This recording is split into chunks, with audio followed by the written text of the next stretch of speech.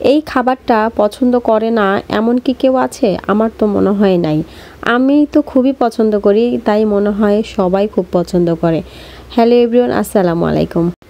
আজকে আমার রান্না দেখে হয়তো বুঝতেই পারছেন আমি কি রান্না করছি। আমি রান্না করব আজকে গরুর ভুঁড়ি। আমি কিন্তু গরুর ভুঁড়ি রান্না করলে এইরকম প্রেসার কুকারে মাখিয়ে রান্না করি। এখানে প্রথমে দিয়েছি 2 টেবিল চামচ পেঁয়াজ বাটা, 2 টেবিল চামচ মশলা বাটা, 2 টেবিল চামচ আদা রসুন বাটা, 2-3টা তেজপাতা দিয়েছি স্বাদ মতো লবণ, 2 টেবিল চামচ দিয়েছি লাল মরিচের গুঁড়া, আর দিচ্ছি 1.5 টেবিল চামচ হলুদ গুঁড়া, দিয়ে দিচ্ছি 1 টেবিল চামচ গরম মশলার গুঁড়া, আর দিয়ে দিচ্ছি 2 টেবিল চামচ ধনিয়া গুঁড়া, আর এখন দিচ্ছি 1 টেবিল চামচ জিরা গুঁড়া। আমি কিন্তু এখানে সব কিছু বেটেও দিয়েছি, আবার গুঁড়াটাও দিয়েছি। আর এই ভুঁড়ি থেকে কিন্তু প্রচুর তেল বের হয়, তাই আমি তেলের পরিমাণটা একটু কম দিয়েই মাখাবো। আবার তো ভাজার সময় তেলটা দিবই।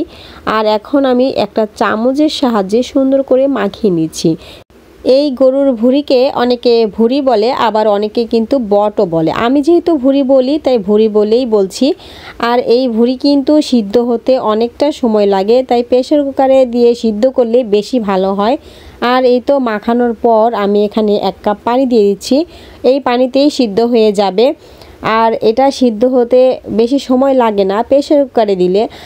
তাই আমি যখনই রান্না করি না কেন প্রেসার কুকারে প্রথমে সিদ্ধ করে নেই, আর সিদ্ধ করার পর এদিকে ভাজতে চলে যাব।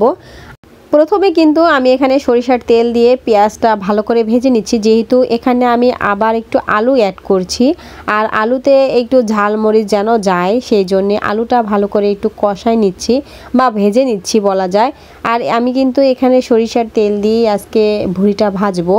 আর আলুটা যখন ভাজা একটু হয়ে যাবে তখন আমি ভুঁড়ি যে সিদ্ধ করে রেখেছি সেইগুলো কিন্তু দিয়ে দিচ্ছি। এখানে আমি অর্ধেকটা ভুঁড়ি দিচ্ছি, যেহেতু আমি অর্ধেকটা রেখে দিব। এইভাবে অর্ধেক রেখে দিয়েছি, আর অর্ধেকটা আমি কিন্তু ডিপ ফ্রিজে রেখে দিয়েছি। এরকম করে যদি সিদ্ধ করে ডিপ ফ্রিজে রাখা যায়, তার পরবর্তীতে কিন্তু সিদ্ধ আর করতে হয় না, তখন খুব সুবিধা হয় রান্না করতে বা ভাজতে। এই তো এদিকে আমার ভাজা কিন্তু অনেকটা হয়ে গিয়েছে। এইভাবে মাখা মাখা করে ভুঁড়ি ভেজে খেতে কিন্তু অনেকটাই ভালো লাগে। আর সাথে আলু দিলে আরও ভালো লাগে, কারণ আমাদের বাসায় সবাই কিন্তু আলু অনেক পছন্দ করে, তাই আমি একটু আলুও দিয়েছি। এই তো এদিকে ভুঁড়ি ভাজি কিন্তু হয়ে গিয়েছে, আর ভুঁড়ি কিন্তু অনেক সুন্দর সিদ্ধ হয়ে গিয়েছে। আলু যেহেতু পরে দিয়েছি তারপরেও কিন্তু আলু অনেক সুন্দরভাবে সিদ্ধ হয়ে গিয়েছে। আর এইরকম গরম গরম ভাত দিয়ে কিন্তু ভুঁড়ি ভাজি খেতে অনেক মজা লাগে। আমার মতো গরম ভাত দিয়ে ভুঁড়ি ভাজি খেতে কে কে পছন্দ করেন কমেন্ট করে জানাবেন। আর আমার ভুঁড়ি রান্নাটা কেমন হয়েছে সেটাও কমেন্ট করে জানাবেন। আজকের মতো এই পর্যন্তই। সবাই ভালো থাকবেন, সুস্থ থাকবেন, আমাদের জন্য দোয়া করবেন। আল্লাহ হাফেজ।